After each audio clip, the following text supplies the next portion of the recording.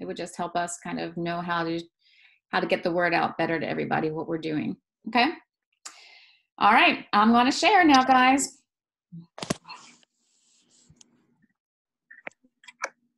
Okay.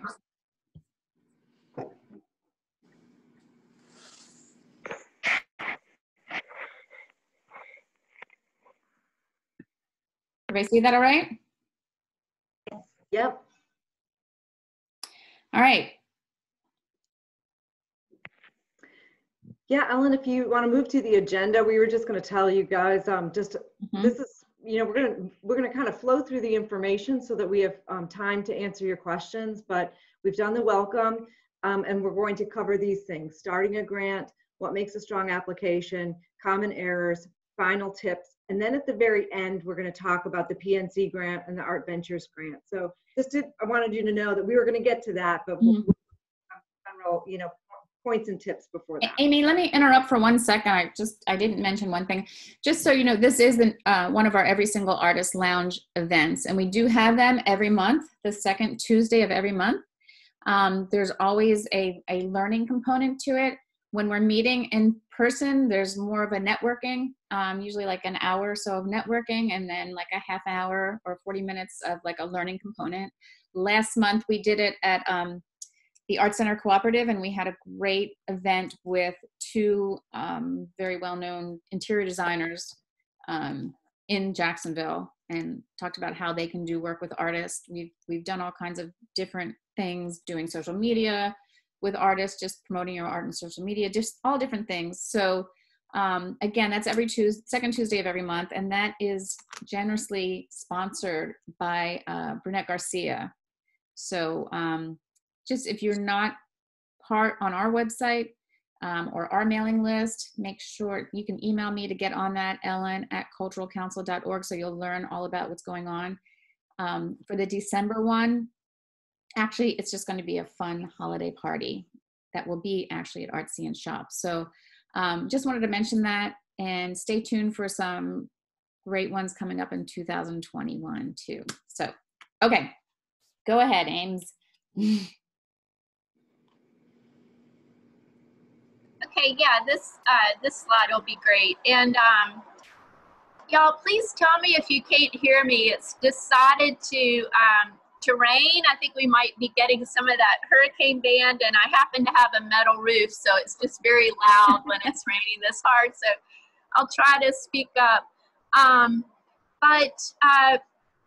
You know, we just wanted to kind of start at the beginning. And it sounded like in the chat, the majority of people here attending are pretty new to grant writing. And so this kind of matches what we're doing. This is a very brief grant writing 101, just some of the basics. And I hope you might pick up a little something. And, you know, there are definitely other opportunities to dive deeper in Jacksonville. For example, the Nonprofit Center and the Small Business Development Center at UNF has grant writing workshops, you know, all-day sessions on a pretty regular basis. So you might just kind of get your feet wet tonight, and you know, just continue to delve a little bit deeper. But really the best thing to do is just practice. Just if you see an opportunity that seems like a good match for you, just, you know, give it a shot, because practice definitely helps. But as you can see in getting started, you know, some of these things seem maybe pretty obvious and basic, but a lot about grant writing really just comes down to following instructions. It's not really anything magical. It just really comes down to following instructions, basically. And, you know, dotting your I's, crossing your T's. And it kind of reminds me a little bit, y'all may have had this happen to you at one point or another in your school career, where you almost had a trick test that a teacher may have given you, where the instructions were, you know, read to the end before you get started. And if you do read to the end, the last thing it says is put down your pencil. You don't actually have to take this test. But it'll be interesting because you might have half the class that makes it to the end and doesn't take the test, and the other half just starts going without reading the instructions. So that is kind of what happens in grant world sometimes, you know, because you can tell the applicants that have really done their homework per se and really read all the information provided and responded to all the questions and everything, versus those that might have just, you know, kind of quickly run through without really reviewing all the information. So really at the very beginning, you know, just read everything that is possibly available to you about the grant program you're applying for. There are generally guidelines and instructions that come with the application. You know, read all of the questions. If you can see examples of successful grants, you know, take a look at those. Sometimes funders will provide those if you ask for them. And then, you know, the next thing you do, it's kind of like approaching a project, actually. Think about everything you need to do this grant. You know, what information do you need to gather? Are there you know, gaps in your details that you need to figure out? Are there some materials that you need?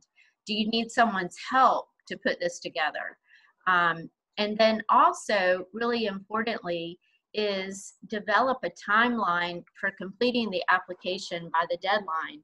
And I would really recommend kind of working backward from the deadline, and just to make sure that you really do have time to put everything together. And if you are someone who works better under pressure, and I know I'm a very deadline oriented person too, you might want to try to set up mini deadlines, you know, rather than just that one big deadline, to make sure that you are making steady progress. Because it's just going to be a lot better. You might have time for someone else to review it before you submit it. You'll have time to ask questions, time for any technical glitches. So I think a timeline is really helpful when you're starting to approach a grant. And let's see. Yes, here we go. So again, these are just some details that go along with that. With the questions, you know, really think about the specific questions that are being asked. One thing that I've seen is when an applicant will just provide some boilerplate that they may have put together before, and you can tell it wasn't really written for this specific grant. So it's perfectly fine to, you know, start with something you might have put together before, but try to tailor it to this, you know, specific application. And you know, just make sure that you're addressing every single point that is asked. And then also, if you think about just the writing process when you're putting together your narrative responses, you know, a lot of writers will, you know, just get out of their heads first and then go back and, you know, edit and revise and everything. And I think that's a good approach to a grant proposal as well. You know, it really helps with your stress level just to get all your thinking done first, basically. You know, just do all that hard work, get it out of your head, you know, think through some of these details of your project, and then you can really go back and, you know, make it as tight as you possibly can in terms of a nice piece of writing. And, you know, make sure that you're understood. The people that are reviewing the applications, it can really be a wide variety of people. Sometimes they're just community representatives, basically lay people. They may not really know anything about art. I mean, this happens sometimes. Sometimes there are peer reviewers who know a lot, and you don't always know who it's going to be. So just try to make sure that you're being as clear as possible.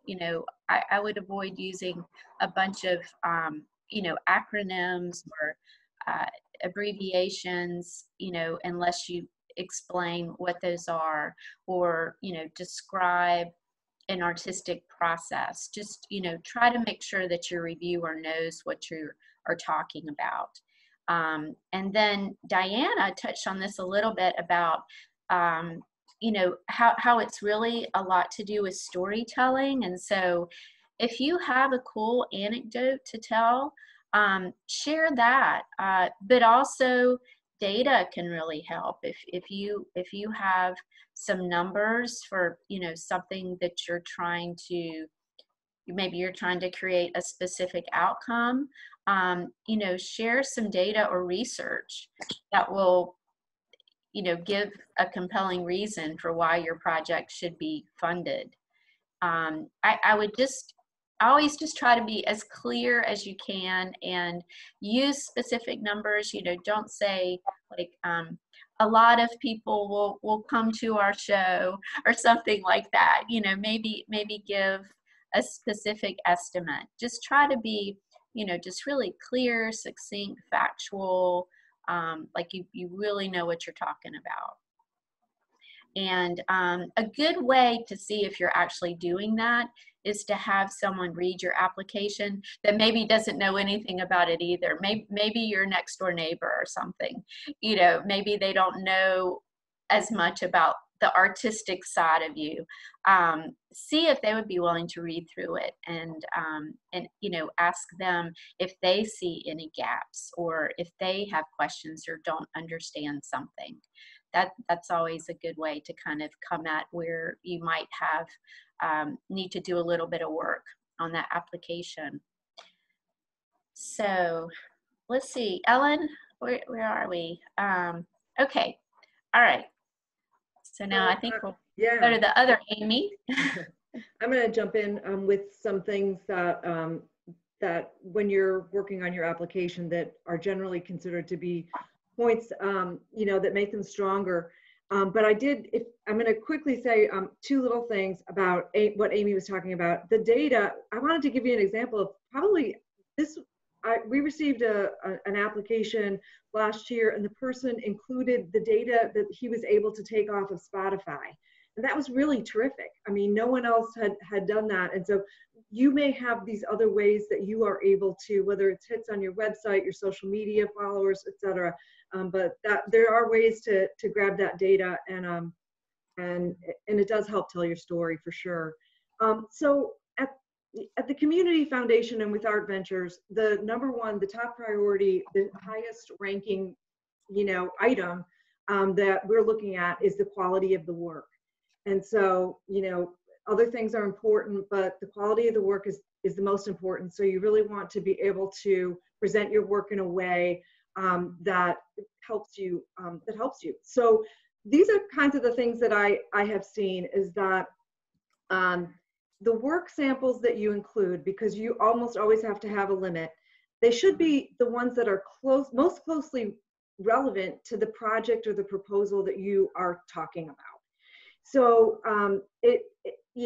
and especially if there's a case where what you're proposing is not something that you normally do, think through really hard about how the work samples create a narrative, a logical narrative to what you're actually asking for money for. And so the other thing too that, and I always feel bad when someone makes this mistake, is sometimes people work in a lot of different media. And so because they're passionate about all of it, they end up showing a body of work that is hard to connect the dots. Mm-hmm. So I like to suggest that it's really best to put your strongest work samples, the most relevant work samples to what you're asking for, and don't feel as if you have to tell your whole story with any given proposal. You can go ahead, Alan, thanks. I think that the other thing too, that Amy made a really good point about the people reviewing grants. Usually we try to make it a pretty good diverse group, somebody who really knows numbers, different disciplines being recommended, curators, you know, what have you. But one thing is that everybody's looking for a solid budget. The numbers do matter. And so, you know, I think that when you're putting it together, I'm going to start and finish with keep it really simple. I think that's one of the biggest mistakes of creating a budget, is that the person feels compelled perhaps to make it look like maybe like a business plan or something like that. But that's really, for the most part, not what reviewers are looking for. They're looking to see, what do you plan to spend the money on? Do you have any other funding that's going to come along with it? Do you have any pro bono partners? That counts, you know, put that in there and quantify it. But, you know, it doesn't have to be exhaustive. It should just be well thought through. And I think that one of the biggest mistakes that folks make is that they make the project a lot bigger and then it really could be, and then the budget becomes unrealistic. So then as a reviewer, we're looking at it going, hey, you know, we've only got a $3,500 grant. I don't see how they're going to, you know, finish up this $10,000 proposal. So keeping it realistic, I think, is very important. And as a kind of a sub bullet under keeping it realistic, I think that when people add in projected funds from GoFundMe and Kickstarter, that sometimes that might weaken a proposal unless you have a really good track record of having raised money that way in the past. So, I just say be careful about adding like, you know, this is what I'd, you know, the highest and the, you know, biggest projection of what you could do. One other thing too, and I'm reviewing grants right now for some COVID relief grants that we're doing. And I'm so disappointed, I'm so sad when I see that the nonprofits haven't actually given me prices for the equipment that they're projecting to buy. It's just, you know, so with you, especially in a grant for art materials, it's like you can get those numbers and you should include those numbers. I think it really strengthens the budget.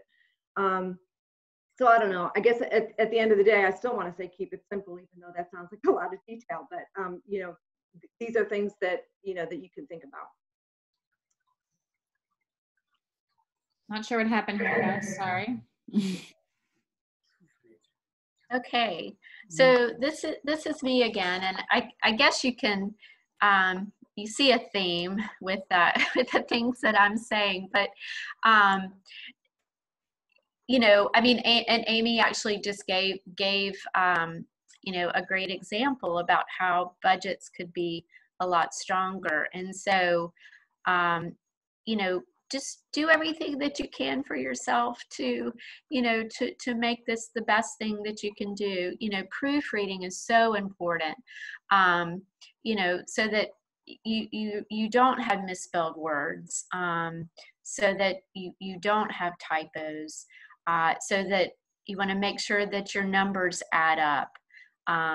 You know, all those things are really important. And, you know, as you become, you know, more of a grant seeker, you'll find that, you know, the further afield you go to apply for grants, the more important these things are, because, you know, a lot of the national foundations or corporations or you know, federal agencies will actually toss out applications if they're not perfect. You know, they receive so many that this is an easy way to just call them down.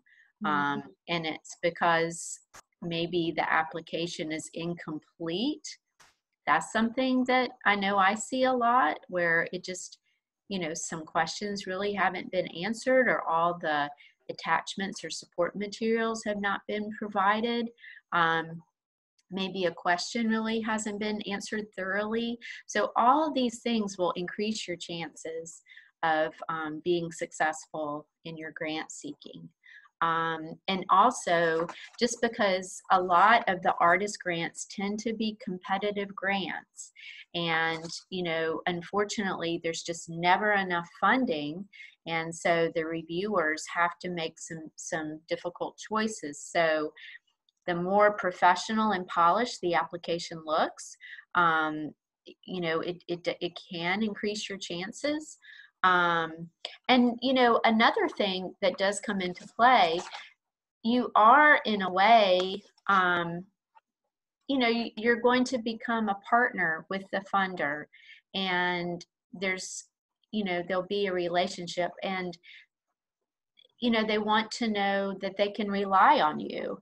And, if you receive this funding, that you're going to follow through on the project and spend the money appropriately, that you will file a report at the end and things like that. So just really putting your best foot forward with your application is a way to just get everything off with a good start. And, you're making a good impression with the funder, with the reviewers. And, again, it's really attention to detail. So, Ellen, let's see, I think there might be, a few more tips. Yeah, Amy alluded to this earlier when she was talking about the timeline, and I just really want to underscore this. I wouldn't put the deadline date as the end of your timeline. You really need to do like several days before. So that the first tip, don't procrastinate, turn in your grant early. I can tell you that the Community Foundation makes an effort where if we receive a grant, prior to the deadline day, we look at it for completion, send a note to the person and say, this didn't come through, whatever. And we try to, look at them and review them as they're coming in for completion, of course, not reviewing them. So by turning it in early, we have a chance to do that. On the day of the deadline, I don't do that. There's too many. And so it's like, so I really encourage people to make sure that they are turning things in early. Also, technical problems. Amy alluded to that. Almost everything you're doing now is online. And, systems fail. And so don't be one of the ones that gets in after the deadline and it's like, oh, well, I had a problem getting into the whatever. It's like, no, you just need to start early. Also, in the same vein, don't create your application on the website. Look at, as Amy said, go through the entire application, write down the questions, create a separate document file for yourself, and then in that folder, keep all of your narrative questions and all of your materials that you're going to submit, cut and paste them into the application. And then if something happens, you've got it. And it's not like it was, lost. And I know that that's like super obvious, but it happens all the time. And so I'd hate to see anybody, that happen to anybody. Also, I think that the Cultural Council's in the same boat that the Community Foundation is, but when in doubt, send an email with a question that you might have. Don't wait till the deadline date, but if you've got a question, we're also trying very hard to process those like on a daily basis. And so don't hesitate. That's really what kind of the beauty of applying to a local institution is, rather than, some other larger one, is that you're likely to hear back from us very quickly. And again, Amy and I talked about this a little bit too, but email is so much easier than calling. So we appreciate that a whole lot. And I just wanted to add one more, and that is, if you don't get a grant, I've written a bazillion grants too and not gotten them. And, the most important thing really is to try to reach back out to that funder and say, is there anything you can tell me about my application that wasn't a good match for this or whatever? And you're likely to get some pretty great feedback. I mean, things that you can then build on. And I always encourage people to do that. And I would say out of 50 grants that I get for Art Ventures, I maybe get 2 or 3 of those reach outs. And, like I say, I like to try to help people get it the next time around. And also too, if you don't get a grant, it's likely that they ran out of money. There's many cases where, and you really should apply again. So don't give up. You just refine and reapply. So. Yeah, and Amy, I do want to underscore that because I know it can be so disappointing when you don't get a grant, and I have experienced that so many times myself, as a grant writer, and you just can't take it personally. You really cannot. It's like, what can you learn from this process? How can you improve? And just get back up on that horse, because the more you apply, the more success you're going to have. I just really encourage you, just don't, I mean, it's wonderful if you get it, but not everyone can. There really are limited funds, and I've been in some of those meetings, those determination meetings, and the reviewers are just going crazy because they want to fund so many more, and there just aren't enough funds. So just, I think that's great advice to reach out, and if they can, I'm sure they'll give you some advice on what you could do next time. But just keep trying. Do you guys want to touch on, can I stop sharing now? You good with slides, right? If you want, I think Amy's you had it there. Okay, great. Yeah, but if we want to take a break and ask if there's any questions. Yeah, it might be a good time to take a few questions just on the, just the general grant writing, and I know too, just in terms of like where to find grant opportunities, I do want to point out that the Cultural Council's website lists other grant opportunities, and Ellen is constantly updating it. So that's one place where you could look for some opportunities for grants.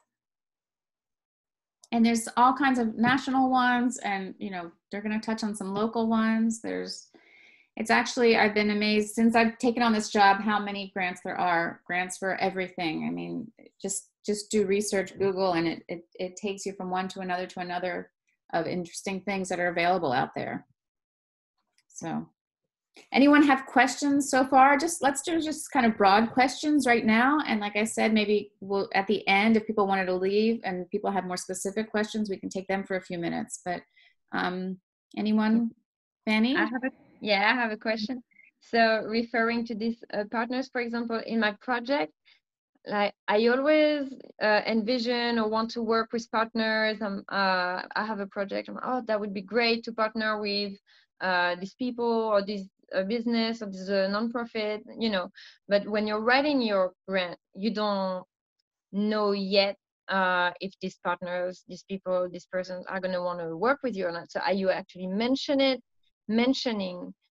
in your grant exactly the audience you want, or not naming anyone, but more staying like general? I can tell you, Fanny, that when someone has not actually kind of tied up those ends and went to the person and said, I'm going to apply for this. Does this sound like something that you would be, interested in working with me on? You don't have to, sign in blood, but like, I really, if it looks very vague and it's like, maybe I'll work with so-and-so, or maybe it'll be something like this with like a homeless coalition or blah, blah, blah. It's like, that's not strong to me. Like, so I feel like the people, because there are other people who have actually answered that question and gone and done it. So definitely do it for yourself, set your timeline so you can actually tie up some of those. And it doesn't have to be like perfect and all of it's like in stone, written in stone, but enough that that you sound credible, because that's what we would want. We would want you to sound credible and that you've really thought it through. Absolutely, but on the other hand, I wanted also to seem credible when I approach a partner. For example, approach my partner already knowing, hey, I have these funds that I would like to do this project together. So this is more how I was seeing it. So it's good to have another perspective as well. To seem credible from both ends as well. But I know what you mean. Thank you.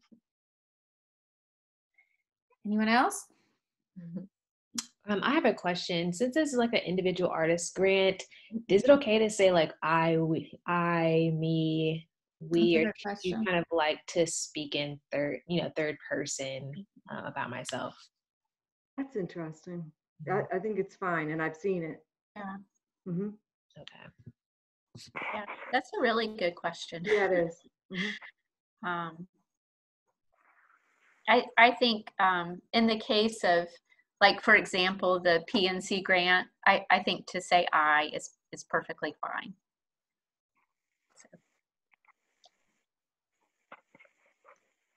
So if there aren't any other questions, Amy, you want to jump into the PNC grant? Sure. Ellen, I think there's a little more information too, if you don't mind sharing the, yeah, here we go. So I know that some of you are already working on this application. And so, I am happy to answer any individual questions, after we're finished with, the general presentation. Tomorrow does happen to be Veterans Day, so it might be tricky to get me, although because of that, I will, to Amy's earlier point, I will be happy to answer questions, on Thursday on the deadline day. But for those of you that are here tonight, I'm available to you if you have any specific questions for your own project. But basically, the Cultural Council has partnered with PNC Foundation, and PNC is really a great corporate sponsor of the arts. They have done so many things just around the country in terms of supporting the arts. And so we have a new grant program, and it's open to individual artists from Baker, Clay, Duval, Nassau, and St. Johns counties. And these are, relatively small awards in the amount of $1,000. But if you do have a collaboration, you can request $2,000. But the way that would work is you still would have a lead applicant. So there's one artist who's taking responsibility for the grant. And so if the grant was awarded, that person would sign the award agreement, be responsible for receiving the funds and reporting on the funds. But they would have that additional funding to help pay for having other artists involved in the project. So in the application, I would just be really clear about delineating like who is, I would call it the lead artist, and then who that lead artist is collaborating with. And really everyone should be from Northeast Florida, from that 5-county area, because these funds are meant to benefit our local artists here.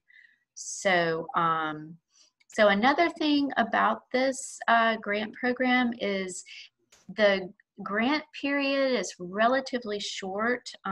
It's going to be around 6 months. Like, it'll start December 15th and go through, I believe it's June 15th. So we're imagining that we're still going to be in this period of COVID, because even if this good vaccine news is true, it's going to take a while to roll that out and for our lives to really come back to normal. So these projects should take into account this world that we're living in right now.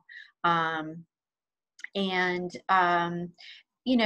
also there's a lot going on right now, in our social environment. So there's a lot of topics that you might want to address, but it is really important to just think about, how you can present this project in a safe way, whether it be online or in a socially distanced outdoor environment.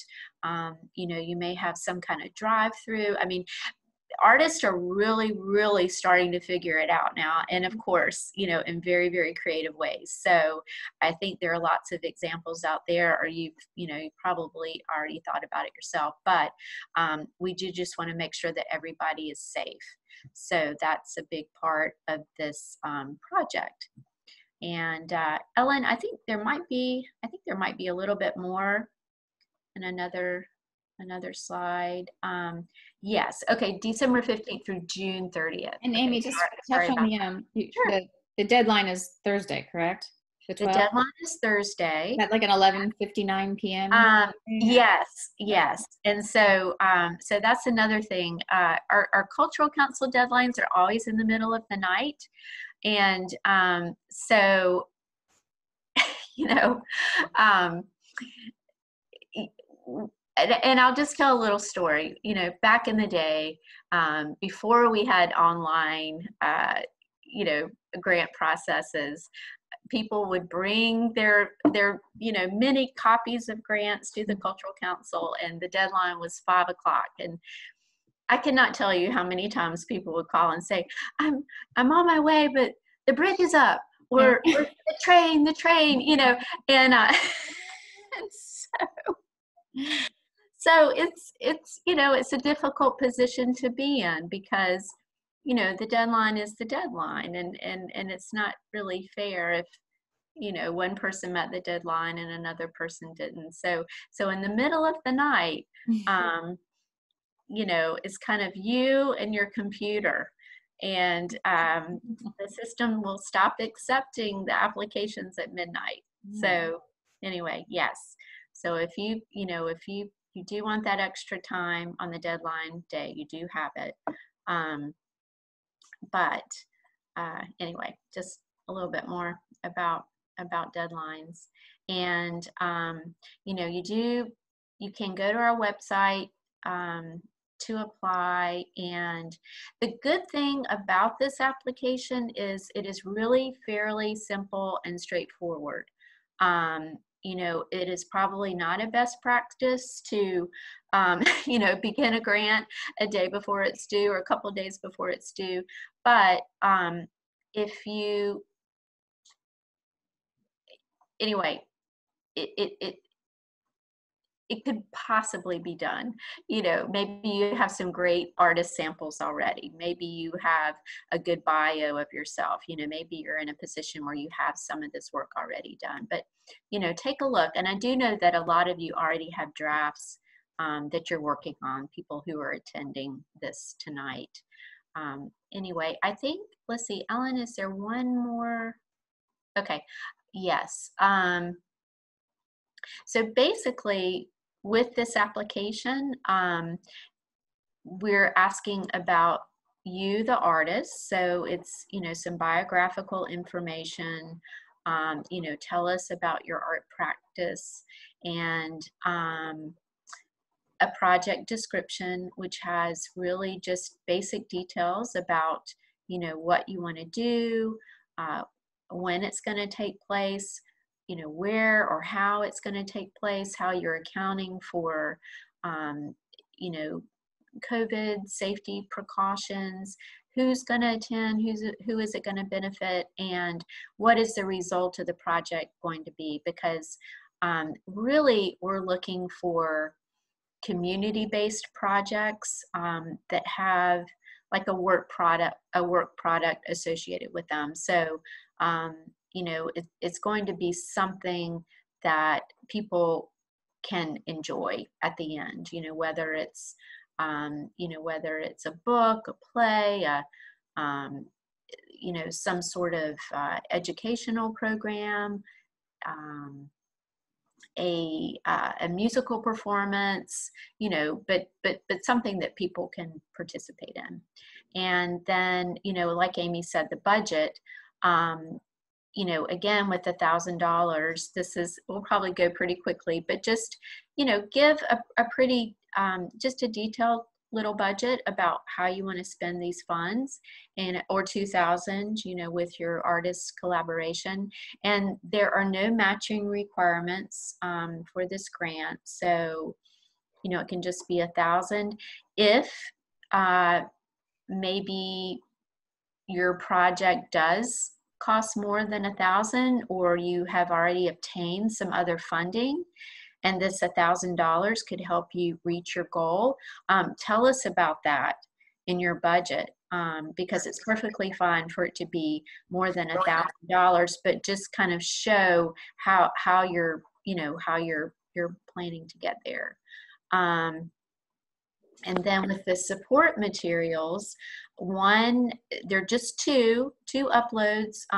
One should show who you are as an artist, you know, just give like an example of some recent work.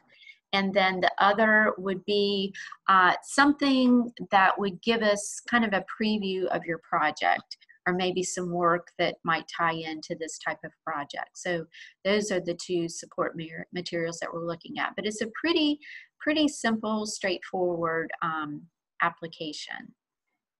So that is that, and I'm happy to, you know, take more questions about that maybe after Amy talks about her upcoming deadline. Yeah. All right.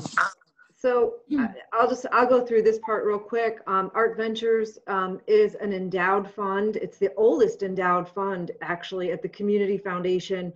We're celebrating the 30th anniversary of Art Ventures this year. It was seeded with money by the National Endowment for the Arts, but it was matched 2-to-1 by local donors. So it's kind of a testimony to how much people have cared about local artists and small arts organizations for 30 years, which I think is pretty cool. And because it's an endowed fund, it means the grants will go on in perpetuity. So, you know, every year there will always be an Art Ventures grant cycle. So next slide, Ellen. And so this is just a quick thing. We've, in 30 years, about 200 grants to individual artists have been made, 125 grants to small arts organizations for a total of about $1.4 million. And here's Kathy Stark, and she did that great project with her book and her artwork and everything. And I don't know if you can touch on just like one or two other, I don't know, projects that have been funded by Art Ventures that we. Yeah, I'd love to. How about it? Like maybe at the end, I'll give a couple cool examples. Is that okay?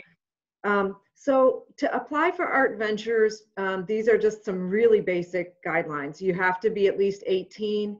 You can't be a student. You know, this is meant for folks who are have a serious intent in their profession as artists, as professional artists. Just like the Cultural Council, you have to be a resident of Duval, St. John's, Baker, Nassau, Clay, and we've recently added Putnam. And you have to be a resident for at least a year, you know, so you're kind of invested in this Northeast Florida community. And as you can imagine, just like the state of Florida fellowship grants, all artistic disciplines really are recognized by Art Ventures. Here's a few: music, visual art, performance, dance, writing, theater, film, and interdisciplinary work. And so Amy talked a little bit about eligible requests, and I'd like to at least tell you guys that there is a distinction between those really cool project grants for PNC and Art Ventures. We accept project grants, but we also accept professional development grants. And so because the idea of Art Ventures is to bring your work and your development to the next level. So we do things like materials and equipment straight up for your practice. It doesn't necessarily have to be associated with the project. We also fund workshops, conferences, and training. We also, when an artist is involved in a project and they're working towards completion, we also recognize like a stipend for the artist's work, the time that you're working. So that is an allowable part of a budget. Certainly expenses related to studio and venue rentals, and production costs if perhaps you're a performance artist. And so, and you'll see on our guidelines, we give more detail, but I just wanted to kind of give you a taste of the range of the kinds of things that we can fund. So our application is going to be available online December 1st. We're just making some, we are working with some really generous people, a generous person from Alternate Routes to take a look at our application through an equity lens, make sure that we're doing the best that we can in terms of making it a good, fair, accessible application. So that's why December 1st, it'll be released, and our deadline is February 15th at 5 p.m. So aim, not middle of the night. Right up to, we'll accept up to 5. And just like Amy, it breaks my heart, but we've had people turn in after, shortly thereafter, and we have to decline them because where do you stop? If it's 5:15, then it's 6 o'clock, then it's the next day, and anyhow, you get it. But and the last thing is, please don't hesitate to write. I'd love to hear your questions. And if you need to have a conversation about something, we can do that. All right. That's great. And I think it's important to just say, like, don't feel badly about contacting like anyone who's offering the grants. Like, that's their job. That's their heart. They're working in this position because they want to be able to provide these funds and these grants and things. So, don't feel like you're bothering them or things like that. Just don't do it the day that it's due. That's all. That's all. Except in my case, I'm available on Thursday. Sorry, So I didn't mean to be so harsh. I think I sounded really mean. okay. But see, you're at the beginning. Amy's at the beginning, and so now that you've been to this workshop, you will create a wonderful timeline, and you will have plenty of time to contact Amy after December 1st. Yep. Or February 15th. So. Okay. So now I guess, we're going to pretty much just, open questions. If you guys don't have questions and you want to go and people can kind of get in a little bit more, we're going to do maybe another just 10 minutes or so. That the Amy's will be available to you to ask a little bit more specific questions. So ask away, guys. Ellen, can I add just another point as I'm listening to the ladies speak, and having been someone who's read grants and sort of worked through that process, whether it's organizations or individual artists, differentiate yourself, because you're all working within the arts and culture community. So all of you are creative, all of you are talented, all of you have community impacted projects, right? That's something that the readers are reading over and over and over again. So one of the best practices to help you differentiate yourself is, while you're going through the process of cultivating the information that you have and what you want to share in your storytelling and your narrative, and then complementing that with budgets and being clear and concise, associate what you want to write about, but also think about the choose what you want to leave out. Choose what you want to leave out, right? There's so much good that you're doing, and you are so passionate about it because you are the #1 supporter of your organization. So one thing when you're writing grants is, I see sometimes that people, the good points that they're doing, the good work that they're doing, it's lost in fluff, or it's detracted by different things that are not associated or affiliated. So then as a reader, I become confused because I'm like, oh, did they mean this, or did they mean that, or did they mean this? And they're all great initiatives, and it doesn't mean that you're doing, you're not doing well in all of those areas, but depending on what the grant's asking for and what they're looking for, make sure that you're differentiating yourself so that you're using words that represent who you are as an artist or what your project is, but also what you want to leave out to help strengthen the argument. It's like a garden, right? You prune things that can be good fruit, but not as big as you could possibly be. You want to really focus on what that looks like to differentiate yourself, and just understand that sometimes the right constraints can bring the best growth and tightening of how you present your grant, because it's a really tedious process sometimes to have to go through and write down all the answers and questions that they're going through, but being able to really zing it and bring your best foot forward is a real great approach. I just want to add that in. Great. Thanks, Diana. All right. Anyone? So how many people will now try to get this grant in by Thursday at 11:59? Besides, you guys are working on it? Have you started? Okay. Yeah. Good. Okay. Never leave money on the table. If there's an opportunity, come for it. All right. This is great. I did have a question. Mm-hmm. As far as reporting goes, how intense is the reporting on the back end of the grant? Well, I guess I could answer it with the PNC, and it's going to vary wildly depending on the different grant programs, but for the PNC, there's really just going to be a very simple report, how you spent the funds, and what happened.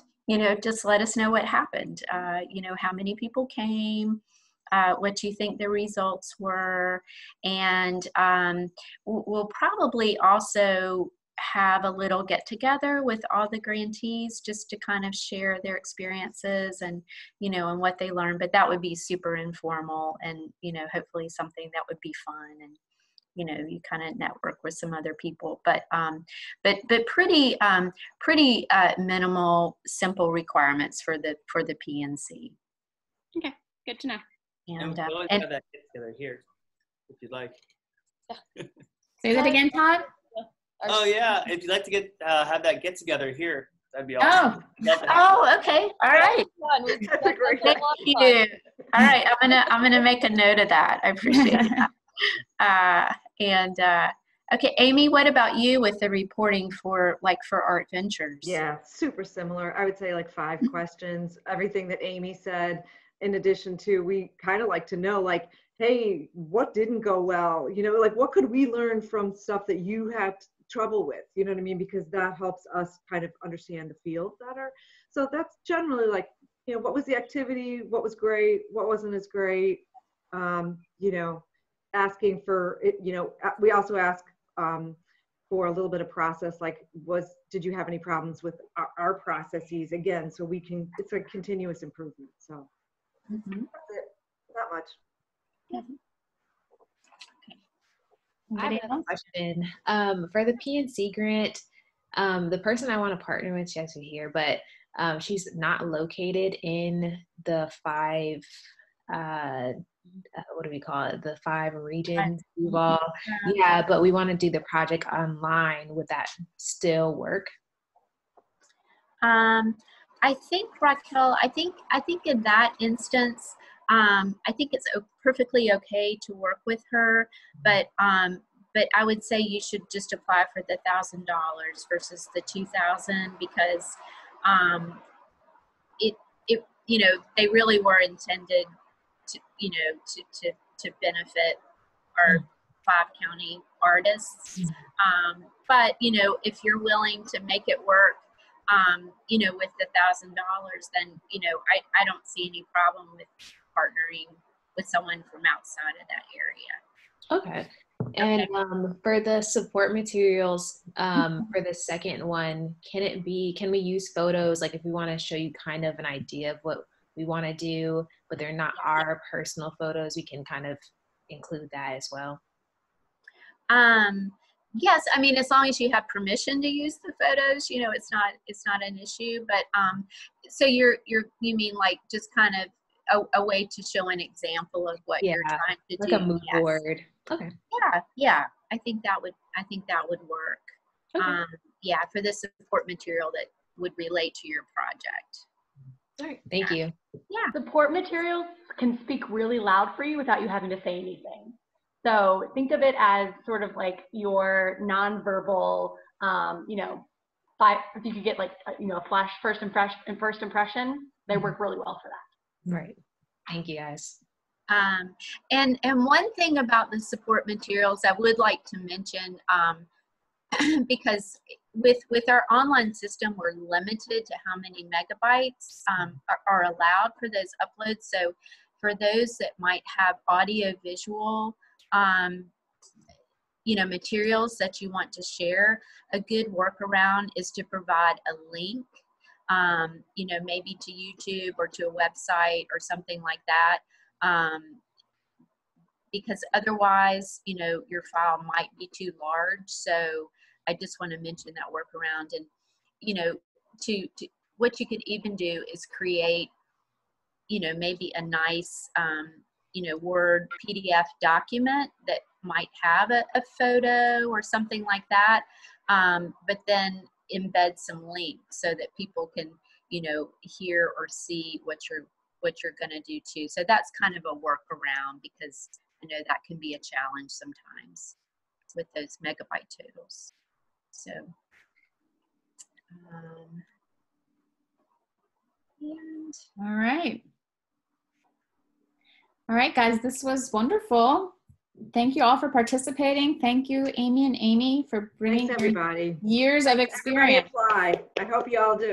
I know, I do too. Thank you so much. Thanks for coming. Okay. And, you know, I really do hope that we will see y'all, you know, just, I don't know what the right metaphor is to use, but, you know, become applicants in the future. You know, nothing venture, nothing gain. So I really just encourage everybody to give it a shot and just start applying for grants because they're out there. So. Great. All right, and mark your calendars for next month's Every Single Artist Lounge Christmas holiday celebration. We'll do it over at Artsy and Shop, second Tuesday of December. You'll get more information about that. All right, guys, thanks so much for joining. Bye. Everybody, thank you. Thanks for what you do. Bye-bye. Good night. Okay. Good night.